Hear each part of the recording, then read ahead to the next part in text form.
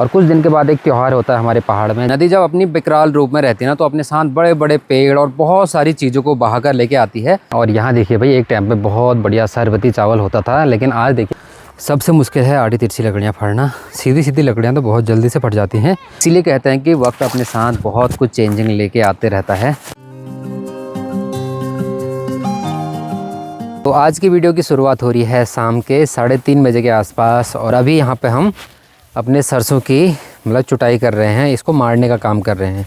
इस बार बारिश तो बहुत ज़्यादा नहीं हुई, इसलिए सरसों भी कुछ ज़्यादा खास नहीं हो रखी है।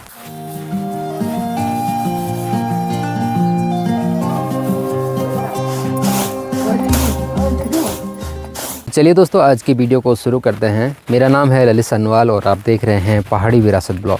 आप सभी का स्वागत है हमारे चैनल में और उत्तराखंड देवभूमि के खूबसूरत पहाड़ों से। अभी दोस्तों 3:30 बज रहे हैं और आज की ब्लॉगिंग स्टार्टिंग शाम को मैं कर रहा हूँ।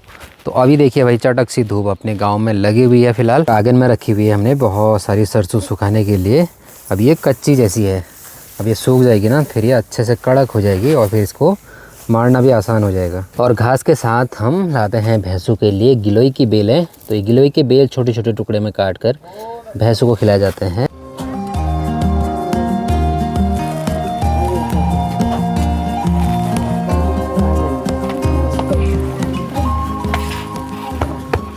तो यहाँ के स्कूल में एक चीज़ मुझे बहुत अच्छी लगी कि बच्चों के अंदर ना एक अभी भी नैतिकता का गुण मतलब डेवलप कर रहे हैं स्कूल वाले। ज़्यादा समय भी नमस्ते करते हैं और जब स्कूल से वापस आते हैं ना तो भी नमस्ते करते हैं घर वालों को, आसपास जो भी दिख रहा है मतलब। तो हमने निकाल दी सूप में कुछ इतनी सरसों। तो ज़्यादा तो सरसों नहीं हो रखी है, बस थोड़ा बहुत ही सरसों निकाली है और इसमें अभी भी थोड़ा बहुत कबाड़ जैसा दिख रहा है। ये कुत्ता हमारा तो नहीं है, गांव का है, लेकिन ये हमारे घर पे अक्सर आते रहता है। ओए कालू, तो कैसे बाम छे हैं? अभी शाम के समय मस्त मंद मंद हवा चल रही है और गुनगुनी सी धूप भी लगी हुई है।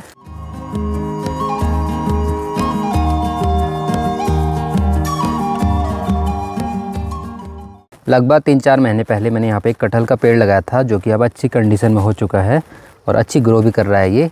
तो इसके चारों तरफ से लकड़ी के कुछ इस तरह से ट्री गार्ड लगाए हैं और ऊपर से पाले से बचने के लिए कट्टा लगाया है। अब देखते हैं कि ये कैसा रिजल्ट देता है। और बच्चे के कपड़े भी बहुत ज़्यादा हो जाते हैं धोने के लिए, बस डेली कम से कम इतने कपड़े तो धुल ही जाते हैं बच्चे के भी। शाम को अंगीठी और चूल्हे में आग जलाने के लिए चाहिए पतली पतली लकड़ियाँ। तो यहाँ पर अभी लकड़ी फाड़ लेते हैं। तो गाँव के आसपास से हम लाते हैं लकड़ी के मोटे मोटे गिल्टे जो सूखे सूखे रहते हैं, फिर घर पर आके उनको छोटे छोटे टुकड़े में फाड़ कर अपने चूल्हे में यूज़ करते हैं।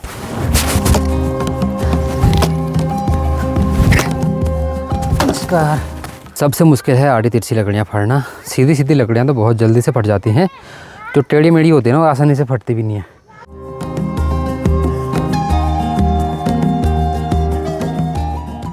शाम के समय की चाय भी आ चुकी है दोस्तों, और चाय के साथ हैं गुड़। देखिए, तो हम पहाड़ के लोग ना चाय गुड़ के साथ पीते हैं। धन्यवाद, थैंक यू। दिसो अभी स्कूल से आई और अपनी किताब खोल के बैठ गई है। तो क्या काम ना कर जाए? ओह, इतनी जल्दी? तो आराम में कर लेने पे? नहीं, याद करना है बाद में। याद भी करना है? घर के आगे जो खेत है ना उसमें लगा रखे हैं धनिया। तो धनिया के पेड़ आजकल काफ़ी ज़्यादा लंबे हो गए हैं और हवा के कारण लटक जा रहे हैं। तो इन पे इस तरह से लकड़ी लगाई जा रही है ताकि ये स्ट्रेट खड़े रहें। तो बूबू के साथ घूम रही है? बूबू बूबू कहाँ है?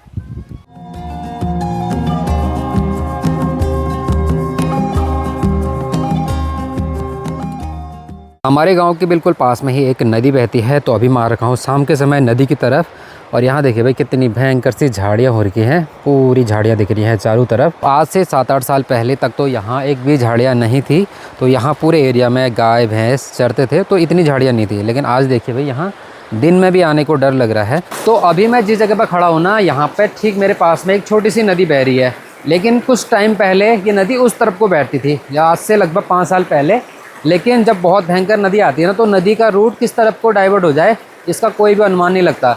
और यहाँ पे था पहले एक बहुत बड़ा ग्राउंड जिसमें हम क्रिकेट खेला करते थे। नदी जब अपनी विकराल रूप में रहती है ना, तो अपने साथ बड़े बड़े पेड़ और बहुत सारी चीज़ों को बहाकर लेके आती है। अभी मैं जिस जगह पर वॉक कर रहा हूँ ना, यहाँ पे आज से 10 साल पहले एक बहुत बड़ा ग्राउंड हुआ करता था और यहाँ पे हमारे गांव के लोग और हमारे पड़ोसी गांव के लोग, वहाँ के बच्चे भी यहाँ पे क्रिकेट खेलने आते, यानी कि हम साथ में क्रिकेट खेलते थे। लेकिन आज सिचुएशन ऐसी हो गई कि यहाँ बिल्कुल बहुत सारे पत्थर और लकड़ियाँ ही लकड़ियाँ दिखेंगी चारों तरफ। इसीलिए कहते हैं दोस्तों कि वक्त के साथ बहुत कुछ बदल जाता है। चलते समय ना बहुत ज़्यादा सांस फूल रही है। अब ऐसा लग रहा है कि मोटापा बढ़ते जा रहा है धीरे धीरे। अब रोज़ ऐसे ही घूमना पड़ेगा शाम के समय, तब थोड़ा सा कंट्रोल रहेगा। तो आज से 10-15 साल पहले जितनी भी लकड़ियाँ नदी के साथ बह के आती थी, गांव वाले उनको एकदम से अपने घर लेके चले जाते थे। लेकिन आज सिचुएशन ऐसी है कि गांव वाले लकड़ी का प्रयोग बहुत कम करते हैं और गैस चूल्हा इंडक्शन का प्रयोग ज़्यादा कर रहे हैं। तो इसलिए ये लकड़ियाँ ऐसी की ऐसी पड़ी हैं नदियों में, और अगली बार की जो नदी होगी ना, फिर ये साफ़ हो जाएंगी और ये आगे चले जाएंगी। तो हर साल नदी धीरे धीरे नीचे की तरफ बैठते जा रही है, यानी कि गहरा होते जा रहा है नीचे। अभी तो नदी में बहुत कम पानी है, लेकिन जब धीरे धीरे गर्मी बढ़ती जाएगी ना, तो फिर और कम हो जाएगा पानी। लेकिन जैसे बरसात आएंगी फिर ये नदी पार करना भी बहुत मुश्किल हो जाता है।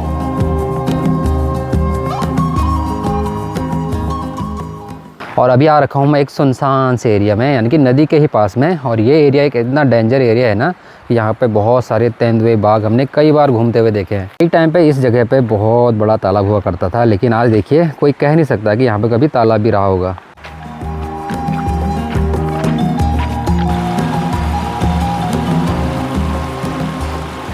तो अभी मैं अपने गांव से काफ़ी दूर आ चुका हूं। हमारा गांव है ठीक सामने वहाँ पे, यानी कि यहाँ से लगभग 1 किलोमीटर की दूरी पे अपना गांव है। तो आजकल जगह जगह पे हमें फ्योले के फूल भी देखने को मिलते हैं, और ये फ्योले के फूल देखने में बहुत सुंदर लगते हैं।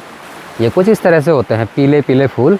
कुछ दिन के बाद हमारे पहाड़ में एक त्यौहार होता है जिसको कि हम कहते हैं फूलदेई।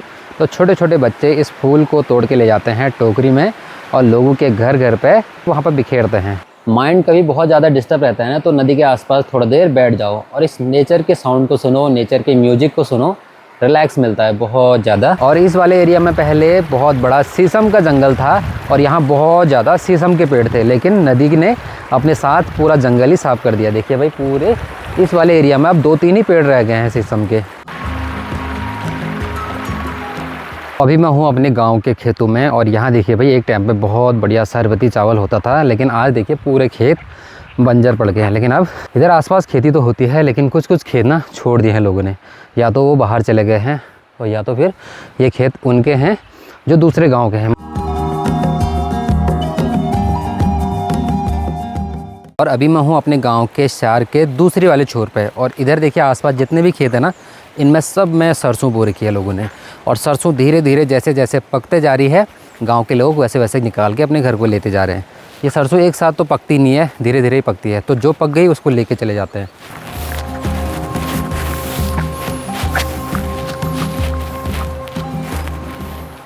और अब हो चुका है सनसेट। अब यहाँ से बढ़ते हैं घर की तरफ। गांव के लोग इस टाइम पे ना घास वगैरह के लिए जाते हैं, तो धीरे धीरे जैसे उनकी एंट्री होते रहेगी ना गांव में, फिर गांव में एक चहल पहल सी दिखाई देती है चारों तरफ।